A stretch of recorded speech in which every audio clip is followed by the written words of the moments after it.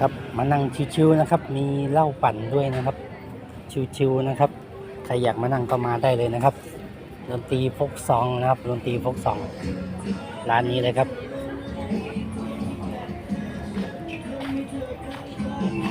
มีสาวๆเสิร์ฟเหล้าเสิร์ฟเบียร์ด้วยนะครับ